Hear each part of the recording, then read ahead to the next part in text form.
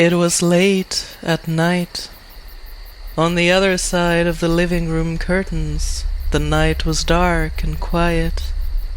On the inside, however, the lights were on and the mood was cheerful. An enjoyable evening in pleasant company, with tasty food and delightful drinks. At some point, I got up and headed to the washroom. It was a long and narrow room, with the door at one end and the toilet at the other. In between, a sink with a large mirror on one side, a bathtub on the other. No windows, just a crisp fluorescent light above the mirror. By any measure, a perfectly normal washroom, one that I had used hundreds of times before. Nothing peculiar about it. Once I was done, I paused by the sink in front of the mirror and washed my hands. After I'd turned off the tap, I straightened up and cast a habitual glance at the mirror. What I saw in that mirror made me freeze to the spot. I didn't even dare to breathe. In the mirror before me, I saw my own reflection. But unlike me, it was still bent over, washing its hands. I stared in utter shock as my reflection straightened up, just as I had a moment ago, and became still, staring at me the way I had been staring at it all along. It had happened so quickly. No more than a second or two could have passed, barely the length of a gasp, yet that brief little moment shook the foundations of my reality. I had been standing still, but my mirror self had moved. Whatever spell the moment had cast on me broke, and I dashed out of there as fast as I could.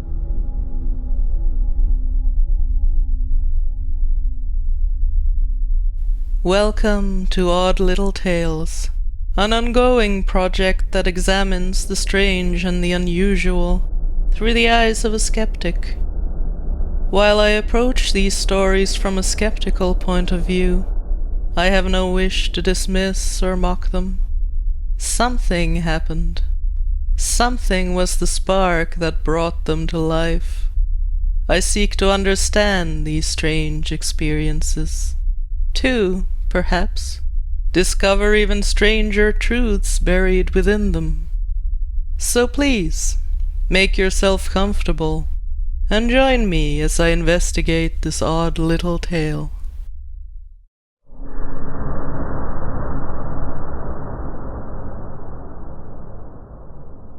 Have you ever been unsettled by mirrors? If you have, you're not alone. The history of mirrors is steeped in superstition and myth. Break a mirror, and you will endure 7 years of bad luck, or so the ancient Romans said back in their day. Inspired partly by their belief that life could be divided into 7-year cycles of change and renewal, and partly by the fact that mirrors were expensive and fragile, and breaking one would be very rude. Mirrors have been thought to reflect the soul. Vampires, witches, and other soulless creatures in myth and folklore therefore have no reflection of their own. In some cultures, it is customary to cover mirrors when the home mourns a death in the family. The reasons for this vary depending on the culture. In some, it is a reminder to focus on mourning rather than being distracted by vanity.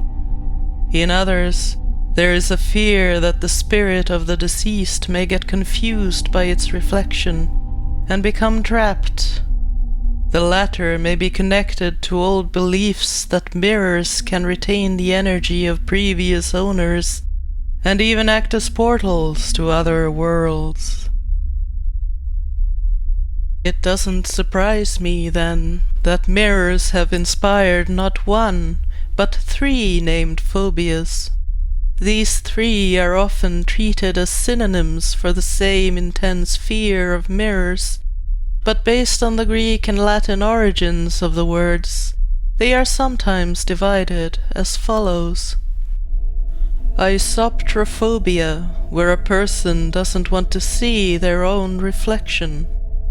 Catoptrophobia, where anything reflective is bad news. And spectrophobia, a more superstitious flavor of fear that centers around the idea that someone unexpected might appear in the mirror or jump out of it. If nothing else, these 3 terms illustrate the many ways in which people might find mirrors unnerving. I, however, can't claim to have any of them. I don't have a phobia of mirrors. I simply had a strange experience with one. So what might explain this strange experience of mine? Is something lurking on the other side of that reflective surface, waiting to pounce when my guard is down? First, let's address the obvious counterpoint to my tale. It was a social evening. I had imbibed. Not so much that I'd lost my senses, but it is a factor to consider. Even a small level of intoxication interferes with brain function and can have a greater effect on your cognitive abilities than you might realize. Your reflexes and reaction times slow down. Your ability to process information from your environment is diminished. And even unaltered brain functions aren't as seamless as we might think. What we think we see isn't necessarily what we actually see. That may sound ominous, but in truth, it's something quite different. Another case of our brains doing weird, fascinating things to uphold the uninterrupted narrative of our lives. Let's dig into it some more. First, let's examine the main pieces we're working with here: the eye, the brain, and the connection between them. To keep us focused, I won't go into the nifty details of the rods and cones of our eyes. Suffice to say that the eye detects light and color through its millions of tiny sensors. Each individual signal goes into a ganglion cell, which receives and summarizes a range of these light and color signals. Some ganglion cells work with as few as a handful of signals. Others receive up to several thousands. The tail ends of these ganglions bundle together into the optic nerve, through which they transmit their summaries into the brain. So, here we have our first conversion of the pure signal detected by our eyes. Dozens, hundreds, even thousands of signals, all distilled into one. From roughly 100 million blips in the human eye to a single million or so that are sent onward into the brain. In the brain, the signals from the optic nerve first land in the lateral geniculate nucleus. That's a mouthful, so let's call it the LGN instead. A lot goes on in this part of the brain, but our focus is the visual signal from the eyes. In simple terms, the LGN computes when and where things happen within our vision, based on the signals it receives. It also begins the process of comprehending colors.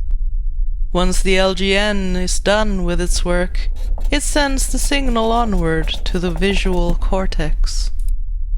If you're keeping count, that's 2 points now, where the pure signal from our eyes has been processed and converted before continuing its journey.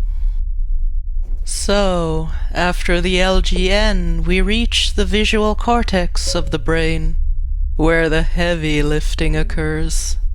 Here, the brain processes the edges of objects in our field of view, their orientation, their motion. It handles the recognition of those objects, seeking matches from our memories so that we may understand what it is we're looking at. It compares and stitches together information from the left and right eye. There's so much going on that our processing count is hopelessly lost, but in short, the result is a final, coherent impression of what's before our eyes. That was quite a lot. I hope you're still with me. The point of that deep dive was to illustrate how many points of failure exist between our eyes and that final impression. A glitch here, another there, and we might end up seeing something very different than what we should. A game of telephone going on in our heads, if you will. What I find really interesting is that we have built-in failsafes for this exact problem. The brain knows how to correct these faulty signals. There's constant monitoring of the output the visual cortex puts together. The brain correlates it all with our other senses, like hearing and touch, checking whether or not the processed signal matches expectation. The brain uses our past experiences to make predictions, educated guesses, essentially. When needed, the brain uses them to fill in gaps, or replace errant signals that don't match the narrative. You may have heard of the blind spots in our eyes, the spot where the optic nerve leaves the eye to travel into the brain. This spot has no sensory cells at all. It is quite literally blind. But we don't see an empty hole in the middle of our vision. The brain patches it up, using those predictions. The same thing happens when we blink. A moment lost to darkness, edited out of existence with the aid of prediction. When the eye moves, the brain shuffles the signals around to ensure we have a smooth, consistent view of our surroundings. That is the key word here. Consistency, which the brain prizes far more highly than truth or accuracy. You may have guessed that all these extensive computations and edits take time. There's a delay between signal and result. What we see is not the exact here and now, but the past. Fortunately for us, a very recent past. The brain is very, very good at these edits. It all happens in milliseconds. For the most part, we don't even notice. But what if something is interfering with the brain? What if something slows it down? Like, say, a few drinks? What if that something disrupts the brain's constant visual predictions? I don't think it's a stretch of the imagination to conclude that these predictions may end up a little wonky. A momentary confusion that, perhaps, ends up as the impression that your reflection moved a moment too late. I had not seen anything strange in a mirror before that evening, nor have I seen anything since. As much as I like to joke that the mirror people are out to get me, I don't actually believe it. Our brains are weird. Sometimes they do weird things. Still, it was a creepy experience. What I perceived may not have been real, but the unsettling feelings it left behind certainly were. I will admit that I don't linger before mirrors any longer than I have to. When I wash my hands, I tend to keep a wary eye on my reflection. Just in case.